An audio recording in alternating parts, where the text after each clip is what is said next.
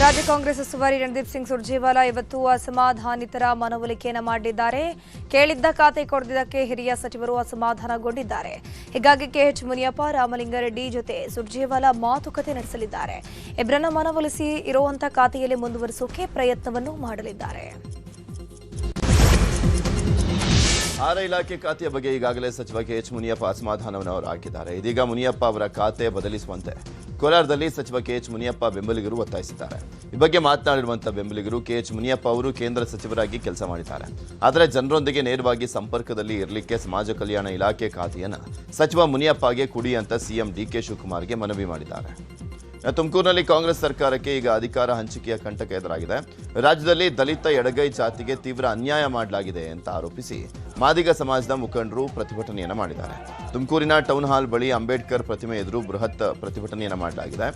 ಮುನಿಯಪ್ಪ ಅವರಿಗೆ ತಕ್ಷಣವೇ ಡಿಸಿಎಂ ಹಾಗೂ ಪ್ರಬಲ ಖಾತೆಯನ್ನು ನೀಡಬೇಕು ಅಂತ ಒತ್ತಾಯಿಸಿದ್ದಾರೆ.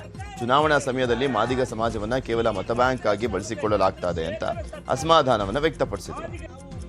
ಪರವಾಗಿ ಮುನಿಯಪ್ಪನವ್ರಿಗೊಂದು ಪ್ರಬಲ ಖಾತೆ ಕೊಡಬೇಕು. ಆ ನಿಟ್ಟಿನಲ್ಲಿ ಸಮುದಾಯದ ಪರವಾಗಿ ಕೆಲಸಗಳ ಅವಿರತ ಶ್ರಮ ಹಾಕಿ ಇವತ್ತು ಈ ಸ್ಟೇಜಿಗೆ ಬರಲಿಕ್ಕೆ ಒಳ ಮೀಸಲಾತಿ ಅದಕ್ಕೆ ಮುನಿಯಪ್ಪನ ಕಾರಣ.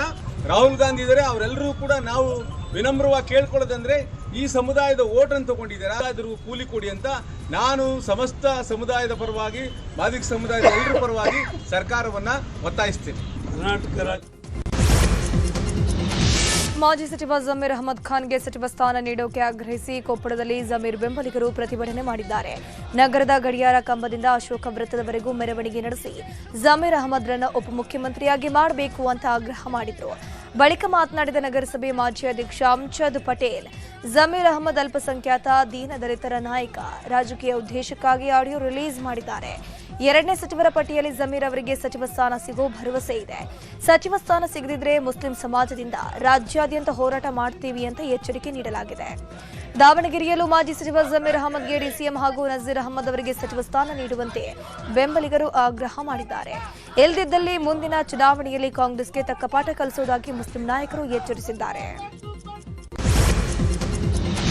ಸಚಿವರ ಖಾತೆ ಹಂಚಿಕೆ ಅಸಮಾಧಾನ ವಿಚಾರವಾಗಿ ತುಮಕೂರಿನಲ್ಲಿ ಮಾತನಾಡಿರುವಂತಹ ಮಾಜಿ ಸಚಿವ ರಾಜಣ್ಣ, ಸರ್ಕಾರದ ಮೇಲೆ ಯಾವುದೇ ಪರಿಣಾಮ ಆಗಲ್ಲ. ಮೊದಲೇ ಸಿಎಂ ಡಿಕೆ ಶಿವಕುಮಾರ್ ಬಂಡೆ ಅಂತ ಹೇಳಿದ್ದೇವೆ, ಬಂಡೆ ಇದ್ದಂಗೆ ಈ ಸರ್ಕಾರ ಇರುತ್ತೆ ಅಂತ ಹೇಳಿದ್ದಾರೆ. ನೋಡ್ರಿ, ಈ ಸರ್ಕಾರದ ಮೇಲೆ ಯಾವುದೇ ಪರಿಣಾಮ ಆಗೋಲ್ಲ. ಸರ್ಕಾರ ಮೊದಲೇ ಶಿವಕುಮಾರ್ ಬಂಡೆ ಅಂತ ಹೇಳಿದ್ರಿ, ಬಂಡೆ ಇದ್ದಂಗೆ ಇರುತ್ತೆ ನೋಡಿ. ನೂತನ ಸಿಎಂ ಡಿಕೆ ಶಿವಕುಮಾರ್ ಇವತ್ತು ತುಮಕೂರು ಜಿಲ್ಲೆಗೆ ಭೇಟಿ ನೀಡುತ್ತಾ ಇದ್ದಾರೆ. ಮಧ್ಯಾಹ್ನ 1 ಗಂಟೆಗೆ ಬೆಂಗಳೂರಿನಿಂದ ರಸ್ತೆ ಮೂಲಕ ಹೊರಡುವ ಸಿಎಂ ಮಧ್ಯಾಹ್ನ 3 ಗಂಟೆಗೆ ತುಮಕೂರು ಜಿಲ್ಲೆಯ ಬುರುಡೆ ಘಟ್ಟಕ್ಕೆ ತಲುಪಲಿದ್ದಾರೆ. ಅಲ್ಲಿ ನಡೆಯುತ್ತಿರುವಂತಹ ಮಲಘಟ್ಟ ಕೆರೆಯ ಕಾಮಗಾರಿಯನ್ನು ವೀಕ್ಷಣೆ ಮಾಡ್ತಾರೆ. ಬಳಿಕ ಸಂಜೆ 5 ಗಂಟೆಗೆ ಬುರುಡೆ ಘಟ್ಟದಿಂದ ಹೊರಟು 5:15ಕ್ಕೆ ನಡುವಿನ ಕೆರೆಗೆ ತೆರಳಲಿದ್ದಾರೆ. ನಡುವಿನ ಕೆರೆಯ ಶ್ರೀಕಾಡ ಸಿದ್ದೇಶ್ವರ ಮಠಕ್ಕೆ ಭೇಟಿ ನೀಡಿ ವಿಶೇಷ ಪೂಜೆ ಸಲ್ಲಿಕೆಯೂ ಮಾಡ್ತಾರೆ. ನಂತರ ರಾತ್ರಿ 8 ಗಂಟೆಗೆ ಅಲ್ಲಿಂದ ಹೊರಟು ರಾತ್ರಿ 10 ಗಂಟೆಗೆ ಬೆಂಗಳೂರಿಗೆ ವಾಪಸ್ ಆಗಲಿದ್ದಾರೆ. ಮುಖ್ಯಮಂತ್ರಿಗಳ ಭೇಟಿಗಾಗಿ ತುಮಕೂರು ಜಿಲ್ಲಾಡಳಿತ ಮತ್ತು ಪೊಲೀಸ್ ಇಲಾಖೆ ಎಲ್ಲ ರೀತಿಯ ಬಿಗಿ ಭದ್ರತೆಯ ವ್ಯವಸ್ಥೆಯನ್ನು ಮಾಡಿಕೊಂಡಿದೆ. ಗೃಹ ಸಚಿವರಾದ ಬಳಿಕ ರಾಜ್ಯ ಪೊಲೀಸ್ ಪ್ರಧಾನ ಕಚೇರಿಗೆ ಗೃಹ ಸಚಿವ ಪ್ರಿಯಾಂಕ್ ಖರ್ಗೆ ಭೇಟಿಯನ್ನು ಕೊಟ್ಟಿದ್ದರು. ಡಿಜಿ ಮತ್ತು ಐಜಿಪಿ ಎಂಎಸ್ ಸಲೀಂ ಸೇರಿ ಹಿರಿಯ ಪೊಲೀಸ್ ಅಧಿಕಾರಿಗಳ ಜೊತೆ ಅನೌಪಚಾರಿಕ ಸಭೆಯನ್ನು ಮಾಡಿದರು. 2 ಗಂಟೆಗಳ ಕಾಲ ಪೊಲೀಸ್ ಹಿರಿಯ ಅಧಿಕಾರಿಗಳ ಜೊತೆ ಮೀಟಿಂಗ್ ಮಾಡಿದರು. ಡ್ರಗ್ ಮಾಫಿಯಾ ಕಂಟ್ರೋಲ್, ಹೆಣ್ಣು ಮಕ್ಕಳ ಸೇಫ್ಟಿ, ಸೈಬರ್ ಕ್ರೈಮ್, ರೌಡಿ ಶೀಟರ್ಗಳ ಕಂಟ್ರೋಲ್ ಬಗ್ಗೆ ಮಾಹಿತಿಯನ್ನು ಪಡ್ಕೊಂಡ್ರು. ಸಭೆ ಬಳಿಕ ಮಾತನಾಡಿ, ನನಗೆ ದೊಡ್ಡ ಜವಾಬ್ದಾರಿ ವಹಿಸಿದ್ದಾರೆ. ಇಲಾಖೆ ಬಗ್ಗೆ ಸಂಪೂರ್ಣ ಮಾಹಿತಿಯನ್ನು ಪಡಿತಾ ಇದ್ದೇನೆ. ಕೆಲ ಸಲಹೆ ಸೂಚನೆಗಳನ್ನು ನೀಡಿದ್ದೇನೆ. ಸೋಷಿಯಲ್ ಮೀಡಿಯಾ ಬಗ್ಗೆ ಗಮನ ವಹಿಸಲಾಗ್ತದೆ ಅಂತ ಹೇಳಿದರು. ಡಿಕೆಶಿ ಸಂಪುಟ ಸೇರಿರುವ ಸಚಿವ ಎಂಬಿ ಪಾಟೀಲ್ ಇವತ್ತು ವಿಜಯಪುರ ಪ್ರವಾಸವನ್ನು ಕೈಗೊಂಡಿದ್ದಾರೆ. ಬೆಳಗ್ಗೆ 10 ಗಂಟೆಗೆ ಜ್ಞಾನ ಯೋಗಾಶ್ರಮಕ್ಕೆ ಭೇಟಿ ನೀಡಲಿದ್ದಾರೆ. 11 ಗಂಟೆಗೆ ಪಾಟೀಲ್ ಗಾರ್ಡೇನಿಯಾದಲ್ಲಿ ವಿವಿಧ ಸಂಘ ಸಂಸ್ಥೆಗಳು, ನಾಗರಿಕರು, ಅಭಿಮಾನಿಗಳು ಮತ್ತು ಕಾರ್ಯಕರ್ತರು ಸಚಿವರಿಗೆ ಅಭಿನಂದನಾ ಸಮಾರಂಭ ಹಮ್ಮಿಕೊಂಡಿದ್ದಾರೆ. ಸಂಜೆ 5 ಗಂಟೆಗೆ ಹಾಶಿಂಪೀರ ದರ್ಗಾಕ್ಕೆ ಭೇಟಿ ನೀಡಿ 6 ಗಂಟೆಗೆ ಸಿದ್ದೇಶ್ವರ ದೇವಸ್ಥಾನಕ್ಕೆ ಭೇಟಿ ನೀಡಿ ಪೂಜೆಯನ್ನು ಸಲ್ಲಿಸಲಿದ್ದಾರೆ. ಬೆಂಗಳೂರು ದಕ್ಷಿಣ ಜಿಲ್ಲೆಯ ಶಾಸಕರಿಗೆ ಸಿಎಂ ಡಿಕೆ ಶಿವಕುಮಾರ್ ಬುಲಾವ್ ಕೊಟ್ಟಿದ್ದಾರೆ. ಇದಕ್ಕೆ ರಾಮನಗರ ಶಾಸಕ ಇಕ್ಬಾಲ್ ಹುಸೇನ್ ಪ್ರತಿಕ್ರಿಯೆ ಕೊಟ್ಟಿದ್ದಾರೆ. ಬೆಂಗಳೂರು ದಕ್ಷಿಣ ಜಿಲ್ಲೆಯ ಅಭಿವೃದ್ಧಿ ಬಗ್ಗೆ ಚರ್ಚೆಗೆ ಸಿಎಂ ಡಿಕೆ ಶಿವಕುಮಾರ್ ಜಿಲ್ಲೆಯ ಎಲ್ಲಾ ಶಾಸಕರಿಗೆ ಸಭೆಯನ್ನ ಬರಲಿಕ್ಕೆ ಸೂಚನೆಯನ್ನ ಕೊಟ್ಟಿದ್ದಾರೆ. ಮುಂದಿನ ವಾರ 1 ಗಂಟೆಗಳ ಕಾಲ ಚರ್ಚೆಗೆ ಸಮಯಾವಕಾಶ ಕೊಡಲಾಗಿತ್ತು. ಈಗಾಗಲೇ ರಾಮನಗರ ಸಿಟಿಗೆ ಯುಜಿಡಿಗಾಗಿ 300 ಕೋಟಿ ಪ್ಲಾನ್ ಆಗಿದೆ. ಸಿಎಂ ಡಿಕೆ ಶಿವಕುಮಾರ್ ಅವರ ಸರ್ಕಾರದಲ್ಲಿ ಜಿಲ್ಲೆಯ ಅಭಿವೃದ್ಧಿ ಆಗಲಿದೆ ಅಂತ ಹೇಳಿದರು. ಡಿಕೆ ಶಿವಕುಮಾರ್ ಸಿಎಂ ಆದ ಹಿನ್ನೆಲೆಯಲ್ಲಿ ಬೆಂಗಳೂರು ದಕ್ಷಿಣ ಜಿಲ್ಲೆಯ ಚನ್ನಪಟ್ಟಣದಲ್ಲಿ ಕಾಂಗ್ರೆಸ್ ಮುಖಂಡ ಕೋಡ್ಲೂರು ದಿನೇಶ್ ಹಾಗೂ ಸಂಘಟಿಗರು ದೇಗುಲದಲ್ಲಿ ಪೂಜೆ ಸಲ್ಲಿಸಿ ಇವತ್ತು ಜನರಿಗೆ ಸಿಹಿ ಹಂಚಲಿದ್ದಾರೆ. ಚಕ್ಕರೆ ಗ್ರಾಮ ಪಂಚಾಯಿತಿ ವ್ಯಾಪ್ತಿಯಲ್ಲಿ ಕಾರ್ಯಕ್ರಮ ಹಮ್ಮಿಕೊಂಡಿದ್ದು ಡಿಕೆ ಪರವಾಗಿ ಕಾರ್ಯಕ್ರಮ ಆಯೋಜಿಸಲಾಗಿದ್ದು ಬೈಕ್ ರ್ಯಾಲಿ ಕೂಡ ನಡೆಯಲಿದೆ. ಭತ್ತ ಎಲೆಯಲ್ಲಿ ಮೂಡಿದಂಥ ಸಿಎಂ ಡಿಕೆ ಶಿವಕುಮಾರ್ ಭಾವಚಿತ್ರ ಮಾಡಲಿರುವಂಥದ್ದು ಉಡುಪಿ ಜಿಲ್ಲಾ ರಾಜ್ಯೋತ್ಸವ ಪ್ರಶಸ್ತಿ ವಿಜೇತ ಮಹೇಶ್ ಮರ್ಣಿ ಕಲಾಕೃತಿ ರಚಿಸಿ ನೂತನ ಮುಖ್ಯಮಂತ್ರಿಗಳಿಗೆ ಅಭಿನಂದನೆಯನ್ನ ಸಲ್ಲಿಸಿದ್ದಾರೆ. ಪರಿಷತ್ ಚುನಾವಣೆಗೆ 5ನೇ ಅಭ್ಯರ್ಥಿಯನ್ನ ಕಾಂಗ್ರೆಸ್ ಕಣಕ್ಕಿಳಿಸಿದೆ. ಸಿಎಂ ಡಿಕೆ ಶಿವಕುಮಾರ್ ಆಪ್ತ ವಲಯದಲ್ಲಿ ಗುರುತಿಸಿಕೊಂಡಿದ್ದ ವಿನಯ್ ಕಾರ್ತಿಕ್ ಅವರನ್ನ 5ನೇ ಅಭ್ಯರ್ಥಿಯಾಗಿ ಕಾಂಗ್ರೆಸ್ ಹೈಕಮಾಂಡ್ ಅನೌನ್ಸ್ ಮಾಡಿದೆ. ವಿಧಾನ ಪರಿಷತ್ನ 7 ಸ್ಥಾನಗಳಿಗೆ ಚುನಾವಣೆ ನಡೆಯಲಿದೆ. ಈಗಾಗಲೇ ಬಿಕೆ ಹರಿಪ್ರಸಾದ್, ತಿಪ್ಪಣ್ಣಪ್ಪ, ಕಮಕನೂರು, ಪಿವಿ ಮೋಹನ್ ಹಾಗೂ ಮಳವಳ್ಳಿ ಶಿವಣ್ಣ ಹೆಸರು ಘೋಷಣೆಯಾಗಿದೆ. ಒಂದು ಸ್ಥಾನ ಗೆಲ್ಲೋಕೆ 28 ಮತಗಳ ಅಗತ್ಯವಿದೆ. ಕಾಂಗ್ರೆಸ್ ತನ್ನ 4 ಅಭ್ಯರ್ಥಿಗಳನ್ನು ಸುಲಭವಾಗಿ ಗೆಲ್ಲಿಸಿಕೊಳ್ಳಬಹುದು. ಕಾಂಗ್ರೆಸ್ನಿಂದ 5ನೇ ಅಭ್ಯರ್ಥಿ ಘೋಷಿಸಿರುವುದು ಕುತೂಹಲವನ್ನು ಮೂಡಿಸಿದೆ. ಇನ್ನು ರಾಜ್ಯಸಭೆ ಪರಿಷತ್ತಿನ ಚುನಾವಣೆಗೆ ಬಿಜೆಪಿ ಅಭ್ಯರ್ಥಿಗಳ ಪಟ್ಟಿ ಇಂದು ಅಥವಾ ನಾಳೆ ರಿಲೀಸ್ ಆಗುವಂತಹ ನಿರೀಕ್ಷೆ ಇದೆ. ಹೊಸ ಸರ್ಕಾರ ಬರ್ತಾ ಇದ್ದಂತೆ ಉದ್ಯೋಗಾಕಾಂಕ್ಷಿಗಳಿಗೆ ಸಿಹಿ ಸುದ್ದಿ ನೀಡಲಾಗಿದೆ. 3,395 ಸಿವಿಲ್ ಕಾನ್ಸ್ಟೇಬಲ್ ನೇಮಕಾತಿಗೆ ರಾಜ್ಯ ಪೊಲೀಸ್ ಇಲಾಖೆಯಿಂದ ಅಧಿಸೂಚನೆ ಹೊರಡಿಸಲಾಗಿದೆ. 2,266 ಪುರುಷ ಕಾನ್ಸ್ಟೇಬಲ್, 755 ಮಹಿಳಾ ಕಾನ್ಸ್ಟೇಬಲ್, ಸೇವಾ ನಿರತ ಪುರುಷ 257, ಸೇವಾ ನಿರತ ಮಹಿಳಾ 82 ಹಾಗೂ ತೃತೀಯ ಲಿಂಗ 35 ಹುದ್ದೆ ನೇಮಕಾತಿಗೆ ಅಧಿಸೂಚನೆಯನ್ನ ಹೊರಡಿಸಲಾಗಿದೆ. ಲಿಖಿತ ಪರೀಕ್ಷೆ ಮೂಲಕ ಕಾನ್ಸ್ಟೇಬಲ್ ನೇಮಕಾತಿ ಮಾಡಲಾಗ್ತಾ ಇದ್ದು ಕರ್ನಾಟಕ ಪರೀಕ್ಷಾ ಪ್ರಾಧಿಕಾರದಿಂದ ಪರೀಕ್ಷೆ ನಡೆಯಲಿದೆ. ದೇಶದ್ರೋಹ ಪ್ರಕರಣಕ್ಕೆ ಸಂಬಂಧ ಪಾಕಿಸ್ತಾನದ ಉಗ್ರನ ಜೊತೆಗೆ ಸಂಪರ್ಕದಲ್ಲಿದ್ದ 2 ಯುವಕರನ್ನ ತುಮಕೂರು ಪೊಲೀಸರು ಬಂಧಿಸಿದ್ದಾರೆ. ತುಮಕೂರಿನಲ್ಲಿ ಅಲ್ಲಾ ಬಕ್ಷು ಹಾಗೂ ದಾವಣಗೆರೆಯಲ್ಲಿ ಜಮೀರ್ ಖಾನ್ ಎಂಬಾತನನ್ನು ಬಂಧಿಸಿ ಕೋರ್ಟ್ಗೆ ಹಾಜರುಪಡಿಸಲಾಗಿತ್ತು. ವಿಚಾರಣೆ ಮಾಡಿದ ತುಮಕೂರಿನ ಜೆಎಂಎಫ್ಸಿ ಕೋರ್ಟ್ 4 ದಿನಗಳ ಕಾಲ ಪೊಲೀಸ್ ಕಸ್ಟಡಿಗೆ ನೀಡಿದೆ. ಬೆಂಗಳೂರಿನ ಮಲ್ಲೇಶ್ವರಂ ಬಿಜೆಪಿ ಕಚೇರಿಯ ಬಳಿ ಬ್ಲಾಸ್ಟ್, ಕೊಯಮತ್ತೂರು ಬ್ಲಾಸ್ಟ್ ಮಾದರಿಯಲ್ಲೇ ಬ್ಲಾಸ್ಟ್ ಮಾಡೋಕೆ ಈ ಯುವಕರಿಗೆ ಉಗ್ರ ಟಾಸ್ಕ್ ಅನ್ನು ಕೊಟ್ಟಿದ್ದಂತೆ. ಬೆಳಗಾವಿಯಲ್ಲಿ ಬಹುಕೋಟಿ ಹಣ ದುರುಪಯೋಗ ಪ್ರಕರಣದ ಸಂಬಂಧ ಆದಿತ್ಯರಾಜ್ ಕ್ಯಾಪಿಟಲ್ ಪ್ರೈವೇಟ್ ಲಿಮಿಟೆಡ್ ಮೇಲೆ ದಾಳಿ ಅಂತ್ಯಗೊಂಡಿದೆ. ಎಸಿ ಶ್ರವಣ್ ನಾಯಕ್ ನೇತೃತ್ವದಲ್ಲಿ 2 ದಿನಗಳಿಂದ ಪರಿಶೀಲನೆ ನಡೆಸಲಾಗಿತ್ತು. ಪರಿಶೀಲನೆ ಬಳಿಕ ಕಚೇರಿ ಸೀಸ್ ಮಾಡಲಾಗಿದೆ. ಬೆಳಗಾವಿ ಭಾಗ್ಯನಗರದಲ್ಲಿರುವಂತಹ ಕೇಂದ್ರ ಕಚೇರಿಯಲ್ಲಿ 72 ಜನ ಕೆಲಸವನ್ನು ಮಾಡ್ತಾ ಇದ್ದು ಕಳೆದ 2 ದಿನಗಳಿಂದ ಕಚೇರಿ ಸಿಬ್ಬಂದಿಯಿಂದ ಮಾಹಿತಿಯನ್ನ ಕಲೆ ಹಾಕಿದ್ರು. ಅಗತ್ಯ ಬಿದ್ದರೆ ವಿಚಾರಣೆಗೆ ಬರುವಂತೆ ಸಿಬ್ಬಂದಿಗೆ ಸೂಚನೆಯನ್ನ ಕೊಡಲಾಗಿದೆ. ಬೆಳಗಾವಿ ತಿಲಕವಾಡಿ ಪೊಲೀಸ್ ಠಾಣೆಯಲ್ಲಿ ಕೇಸ್ ದಾಖಲಿಸಲಿಕ್ಕೆ ಸಿದ್ಧತೆಯನ್ನು ಮಾಡಿಕೊಳ್ಳಲಾಗಿದೆ. 2 ದಿನಗಳ ದಾಳಿಯ ವರದಿಯನ್ನ ಅಧಿಕಾರಿಗಳು ಜಿಲ್ಲಾಧಿಕಾರಿಗಳಿಗೆ ಸಲ್ಲಿಕೆ ಮಾಡಿದ್ದಾರೆ. ನಿರ್ಮಾಪಕ ಎಂಎನ್ ಕುಮಾರ್, ಎಂಎನ್ ಸುರೇಶ್ ವಿರುದ್ಧ ನಟ ಸುದೀಪ್ ಮಾನನಷ್ಟ ಮೊಕದ್ದಮೆ ಕೇಸ್ ಹಾಕಿದ್ರು. ಇಂದು ಇದರ ವಿಚಾರಣೆಗಾಗಿ ಕೋರ್ಟ್ಗೆ ನಟ ಸುದೀಪ್ ಹಾಜರಾಗಲಿದ್ದಾರೆ. ಸಿನಿಮಾ ಕಾಲ್ ಶೀಟ್ ಕೊಡೋದಾಗಿ 9 ಕೋಟಿ ಹಣವನ್ನು ಸುದೀಪ್ ಪಡ್ಕೊಂಡಿದ್ರು ಅಂತ ನಿರ್ಮಾಪಕರು ಆರೋಪಿಸಿದರು. ಇದೇ ಪ್ರಕರಣ ಸಂಬಂಧ 2023ರಲ್ಲಿ 7ನೇ ಎಸಿಜೆಎಂ ಕೋರ್ಟ್ನಲ್ಲಿ ಡಿಫಾಮೇಷನ್ ಕೇಸ್ನಲ್ಲಿ ಸುದೀಪ್ ದಾಖಲಿಸಿದ್ರು. ಇಂದು ನಿರ್ಮಾಪಕರ ಪರ ವಕೀಲರಿಂದ ನಟ ಸುದೀಪ್ ಕ್ರಾಸ್ ಎಕ್ಸಾಮಿನೇಷನ್ ನಡೆಯಲಿದ್ದು ಬೆಳಗ್ಗೆ 11 ಗಂಟೆಗೆ ಕೋರ್ಟ್ಗೆ ಸುದೀಪ್ ಹಾಜರಾಗುವಂತಹ ಸಾಧ್ಯತೆ ಇದೆ. ಬೆಂಗಳೂರಿನಲ್ಲಿ ರಸ್ತೆಗಳ ಅಕ್ಕಪಕ್ಕ ಎಲ್ಲೆಂದರಲ್ಲಿ ಕಸ ಎಸೆಯುವಂಥದ್ದು ಮಿತಿ ಮೀರಿದೆ. ಈ ಬಗ್ಗೆ ಲೋಕಾಯುಕ್ತಕ್ಕೆ ಸಾರ್ವಜನಿಕರು ದೂರನ್ನು ಕೊಟ್ಟಿದ್ದಾರೆ. ಈ ಬೆನ್ನಲ್ಲೇ ಜಿಬಿಎ ಅಧಿಕಾರಿಗಳಿಗೆ Lokayukta judge BS Patil class ತೆಗೆದುಕೊಂಡಿದ್ದಾರೆ. ಕಸ ವಿಲೇವಾರಿ ಮಾಡಿಸಿ ವರದಿ ನೀಡಲಿಕ್ಕೆ ಸೂಚನೆಯನ್ನು ಕೊಟ್ಟಿದ್ದಾರೆ. ಚಾಮರಾಜನಗರ ನಗರಸಭೆ ವಿರುದ್ಧ ವ್ಯಾಪಕ ದೂರುಗಳು ಕೇಳಿ ಬರ್ತಿರೋ ಹಿನ್ನೆಲೆಯಲ್ಲಿ ಜಿಲ್ಲಾಧಿಕಾರಿ ಶ್ರೀರೂಪ ನಗರಸಭೆ ಕಚೇರಿಗೆ ದಿಢೀರ್ ಭೇಟಿ ನೀಡಿ ಪರಿಶೀಲನೆ ಮಾಡಿದರು. ಸಾರ್ವಜನಿಕರ ಅರ್ಜಿಗಳ ವಿಲೇವಾರಿ ಅನಗತ್ಯ ವಿಳಂಬ ಮಾಡ್ತಿರೋ ಅಧಿಕಾರಿಗಳು ನೌಕರರನ್ನ ತರಾಟೆಗೆ ತೆಗೆದುಕೊಂಡರು.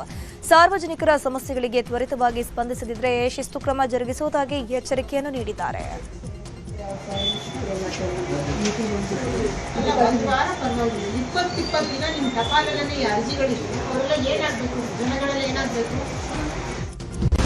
ಚಿಕ್ಕಬಳ್ಳಾಪುರದ ಗಂಗಮ್ಮನಗುಡಿ ರಸ್ತೆಯ ಜ್ಯುವೆಲರಿಯಲ್ಲಿ ಹಾಡಹಗಲೇ ಕಳ್ಳತನ ಆಗಿದೆ. ಬೆಳ್ಳಿ ಚೈನ್ ಕೊಳ್ಳೋ ನೆಪದಲ್ಲಿ ಬುರ್ಕಾ ಧರಿಸಿ ಮಹಿಳೆ ಮತ್ತು ಮಗುವಿನೊಂದಿಗೆ ಬಂದ ಕದೀಮ ಬಂಗಾರದ ಉಂಗುರಗಳನ್ನು ಕದ್ದು ಎಸ್ಕೇಪ್ ಆಗಿದ್ದಾನೆ. ಮಹಿಳೆ ಹಾಗೂ ಮಗುವನ್ನ ಅಂಗಡಿಯಲ್ಲಿ ಬಿಟ್ಟು ನಾಪತ್ತೆಯಾಗಿದ್ದಾನೆ. ಈ ಕುರಿತು ಚಿಕ್ಕಬಳ್ಳಾಪುರ ಗ್ರಾಮಾಂತರ ಪೊಲೀಸ್ ಠಾಣೆಯಲ್ಲಿ ಪ್ರಕರಣ ಕೂಡ ದಾಖಲಾಗಿದ್ದು ಸಿಕ್ಕಿಬಿದ್ದ ಮಹಿಳೆಯನ್ನ ಪೊಲೀಸರು ವಶಕ್ಕೆ ಪಡ್ಕೊಂಡು ತೀವ್ರ ವಿಚಾರಣೆಯನ್ನು ಮುಂದುವರೆಸಿದ್ದಾರೆ. ಕಳ್ಳತನದ ದೃಶ್ಯ ಸಿಸಿ ಕ್ಯಾಮೆರಾದಲ್ಲಿ ಸೆರೆಯಾಗಿದ್ದು ಆರೋಪಿಗಾಗಿ ಪೊಲೀಸರು ಶೋಧ ಕಾರ್ಯ ಮುಂದುವರೆಸಿದ್ದಾರೆ. ಐತಿಹಾಸಿಕ ಕೆರೆಯನ್ನೇ ಒತ್ತುವರಿ ಮಾಡಿ ದೇವಸ್ಥಾನ ಹಾಗೂ ಮಸೀದಿ ಕಟ್ಟಿಸಿದಂತಹ ಆರೋಪ ಕೇಳಿಬಂದಿದೆ. ಕೊಪ್ಪಳ ನಗರದ ಐತಿಹಾಸಿಕ ಹುಲಿಕೇರಿ ಭಾಗದಲ್ಲಿ ನಿರ್ಮಾಣವಾಗಿರುವಂತಹ ಮಸೀದಿ ಹಾಗೂ ದೇವಸ್ಥಾನವು ಕೆರೆ ಪ್ರದೇಶದ 15 ಗುಂಟೆ ಒತ್ತುವರಿ ಮಾಡಿಕೊಂಡು ಹಜರತ್ ಗುಲಾಬಾಷಾ ವಲಿ ದರ್ಗಾ ಹಾಗೂ ಶಿವರಾತ್ರೇಶ್ವರ ದೇವಸ್ಥಾನ ನಿರ್ಮಾಣ ಮಾಡಲಾಗಿದೆ. ಈ ಹಿನ್ನೆಲೆಯಲ್ಲಿ ದೇವಸ್ಥಾನ ಹಾಗೂ ಮಸೀದಿಯ ಕಮಿಟಿಯವರಿಗೆ ನಗರಸಭೆಯಿಂದ ತೆರವುಗೊಳಿಸಲಿಕ್ಕೆ ನೋಟಿಸ್ ಅನ್ನು ಕೊಡಲಾಗಿದೆ. 15 ದಿನದ ಒಳಗಾಗಿ ಒತ್ತುವರಿ ತೆರವು ಮಾಡುವಂತೆ ಸೂಚಿಸಿದ್ದು, ತೆರವುಗೊಳಿಸದಿದ್ದರೆ ಒತ್ತುವರಿ ನಾವೇ ತೆರವು ಮಾಡಬೇಕಾಗುತ್ತೆ ಅಂತ ಎಚ್ಚರಿಕೆಯನ್ನು ಕೊಟ್ಟಿದ್ದಾರೆ. ಕಳೆದ 3 ತಿಂಗಳ ಹಿಂದೆ ದರ್ಗಾದವರು ರಸ್ತೆಗಾಗಿ ಕೆರೆ ಒತ್ತುವರಿಯನ್ನು ಮಾಡಿಕೊಂಡಿದ್ರು ಅಂತ ಬಿಜೆಪಿ ಕಾರ್ಯಕರ್ತರು ಪ್ರತಿಭಟನೆ ಮಾಡಿದ್ರು. ಇದು ರಾಜಕೀಯ ತಿರುವನ್ನ ಪಡ್ಕೊಂಡಿತ್ತು. ಕೆರೆಗೆ ಸಂಬಂಧಪಟ್ಟಂತೆ ಒತ್ತುವರಿ ಆಗಿದೆ ಅಂತೇಳಿ ಒಂದು ಕಂಪ್ಲೇಂಟ್ ಬಂದಿತ್ತು. ಕಂಪ್ಲೇಂಟ್ ಬಂದ ಮೇಲೆ ಸರ್ವೆ ಮಾಡಿಸಿದಾಗ ಅಲ್ಲಿ ಒತ್ತುವರಿ ಇರೋದು ಕಂಡು ಬಂದಿದ್ದರಿಂದ ಅವರಿಗೆ ನಮ್ಮ ನಗರಸಭೆಯ ಆಯುಕ್ತರು ನೋಟಿಸನ್ನು ಕೊಟ್ಟಿದ್ದಾರೆ. 15 ದಿವಸದೇನೋ ನೋಟಿಸ್ ಕೊಟ್ಟಿದ್ದಾರೆ. ಅದಾದಮೇಲೆ ಮುಂದಿನ ಕ್ರಮಗಳಾಗ್ತವೆ. ಸೊ ಒಂದು ಕಡೆ ಟೆಂಪಲ್ ಇದೆ, ಇನ್ನೊಂದು ಕಡೆ ದರ್ಗಾ ಇದೆ. ಎರಡೂ ಕೂಡ ಸಂಬಂಧಪಟ್ಟವ್ರಿಗೆ ನೋಟಿಸ್ ಜಾರಿ ಮಾಡಿದ್ದಾರೆ. ದರ್ಗಾಕ್ಕೆ ಸಂಬಂಧಪಟ್ಟಂತೆ ಅದು ವರ್ಕ್ ಪಾಸ್ತಿ ಅಂತೇಳಿ ಅವರು ಈಗಾಗಲೇ ಹೈಕೋರ್ಟ್ ಹೋಗಿದ್ದಾರೆ. ಸೊ ಮುಂದೆ ಹೈಕೋರ್ಟಲ್ಲಿ ಏನೇನು ಡಿಸಿಷನ್ಸ್ ಆಗುತ್ತೋ ನೋಡಿ. ಒತ್ತುವರಿ ಆಗಿದೆ ಬಂದು. ಇಂದು ಮತ್ತು ನಾಳೆ ರಾಜ್ಯದಲ್ಲಿ ಮಳೆ ಮುಂದುವರಿಯಲಿದೆ ಅಂತ ರಾಜ್ಯ ಹವಾಮಾನ ಇಲಾಖೆ ತಿಳಿಸಿದೆ. ಈ ಹಿನ್ನೆಲೆಯಲ್ಲಿ ರಾಜ್ಯದ 3 ಜಿಲ್ಲೆಗಳಿಗೆ ಆರೆಂಜ್ ಅಲರ್ಟ್ ಮತ್ತು 16 ಜಿಲ್ಲೆಗಳಿಗೆ ಯೆಲ್ಲೋ ಅಲರ್ಟ್ ಅನ್ನು ಘೋಷಿಸಲಾಗಿದೆ. ಉತ್ತರ ಕನ್ನಡ, ಉಡುಪಿ, ದಕ್ಷಿಣ ಕನ್ನಡ ಜಿಲ್ಲೆಗಳಿಗೆ ಆರೆಂಜ್ ಹಾಗೂ ಬೀದರ್, ಕಲಬುರಗಿ, ವಿಜಯಪುರ, ಯಾದಗಿರಿ, ರಾಯಚೂರು ಸೇರಿ 16 ಜಿಲ್ಲೆಗಳಿಗೆ ಯೆಲ್ಲೋ ಅಲರ್ಟ್ ಘೋಷಿಸಲಾಗಿದೆ. ಸಿಡಿಲು ಬಡಿದ ಯುವಕ ಮಂಗಳೂರು ಮೂಡುಬಿದಿರೆ ರಾಷ್ಟ್ರೀಯ ಹೆದ್ದಾರಿ ಕಾಮಗಾರಿ ನಡೀತಾ ಇದ್ದು ಮಳೆ ನೀರಿನಿಂದ ಅಲ್ಲಲ್ಲಿ ಅವಾಂತರವೇ ಸೃಷ್ಟಿಯಾಗಿದೆ. ಮಿಜಾರು ಎಡಪದವು ಕೈಕಂಬ ಹಾಗೂ ಹಲವು ಭಾಗಗಳಲ್ಲಿ ರಸ್ತೆಯಲ್ಲಿ ಮಳೆಯ ನೀರು ಹರಿತಾ ಇದ್ದು ಮಿಜಾರಿನಲ್ಲಿ ರಸ್ತೆಯ ಒಂದು ಭಾಗ ಕೊಚ್ಚಿಕೊಂಡು ಹೋಗಿದೆ. ಇದರ ಜೊತೆಗೆ ಕಾಸರಗೋಡಲ್ಲಿ ಶಾಲೆಯ ಕಾಂಪೌಂಡ್ ಏಕಾಏಕಿ ಕುಸಿದು ಬಿದ್ದಿದೆ. ಕಾಯಿಂಗಾಡ್ನ ಯುಬಿಎಂಸಿ ಶಾಲೆಯ ಆವರಣದ ಗೋಡೆ ಕುಸಿಯುವ ದೃಶ್ಯ ಸಿಸಿಟಿವಿಯಲ್ಲಿ ಸೆರೆಯಾಗಿದೆ.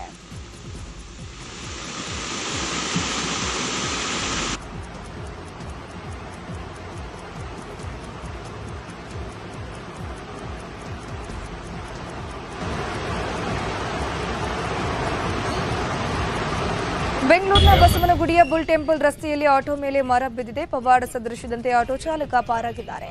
ಮರದ ಬಳಿ ಆಟೋ ನಿಲ್ಲಿಸಿ ಚಾಲಕ ಟೀಗೆ ಹೋಗ್ತಿದ್ದಂತೆ ಮರ ಧರೆಗೆ ಉರುಳಿದೆ.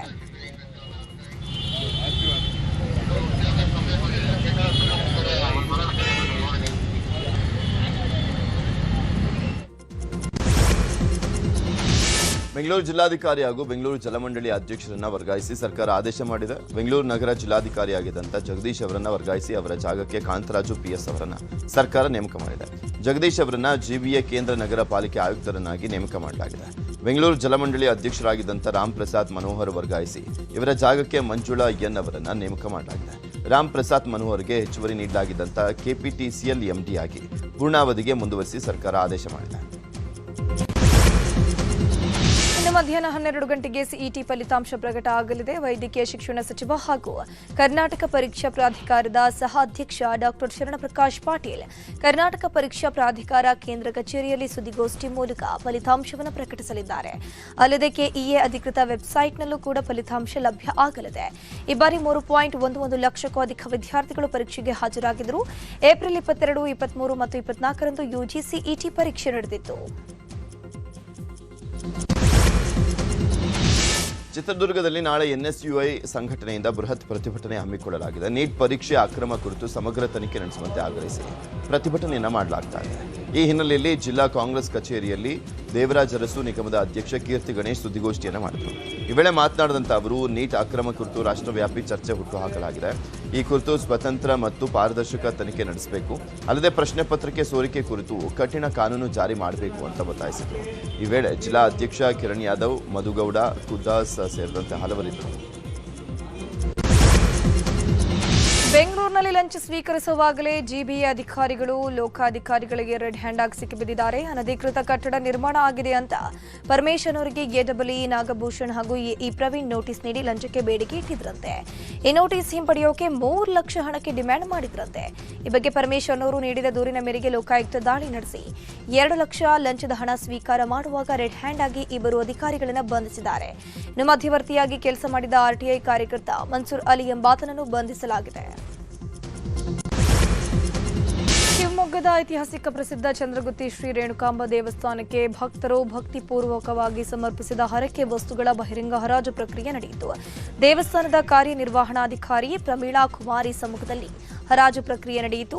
ಭಕ್ತರು ದೇವಿಗೆ ಹರಕೆಯ ರೂಪದಲ್ಲಿ ಒಪ್ಪಿಸಿದ್ದ ಭತ್ತ, ಅಕ್ಕಿ, ಬೆಲ್ಲ, ಒಣಕೊಬ್ಬರಿ, ಸಕ್ಕರೆ, ಶುಂಠಿ, ಎಣ್ಣೆ ಡಬ್ಬಗಳು, ತೆಂಗಿನಕಾಯಿ, ದೀಪದ ಎಣ್ಣೆ ಹಾಗೂ ರವಿಕೆ ಸೇರಿದಂತೆ ವಿವಿಧ ವಸ್ತುಗಳನ್ನು ಸಾರ್ವಜನಿಕವಾಗಿ ಹರಾಜು ಮಾಡಲಾಯಿತು. ವಸ್ತುಗಳನ್ನು ಖರೀದಿಸೋಕೆ ಸುತ್ತಲಿನ ಗ್ರಾಮಸ್ಥರು ಸೇರಿದಂತೆ ತಾಲೂಕಿನ ನೂರಾರು ಮಂದಿ ಪಾಲ್ಗೊಂಡಿದ್ರು. ಹರಾಜಾದ ವಸ್ತುಗಳಿಂದ ಸುಮಾರು 7,58,000 ಮತ್ತು ರವಿಕೆ ಹರಾಜಿನಿಂದ 8 ಲಕ್ಷ ರೂಪಾಯಿ ಸೇರಿ ಒಟ್ಟು 15,58,000 ಆದಾಯ ದೇವಸ್ಥಾನದ ಖಾತೆಗೆ ಸಂಗ್ರಹ ಆಗಿದೆ.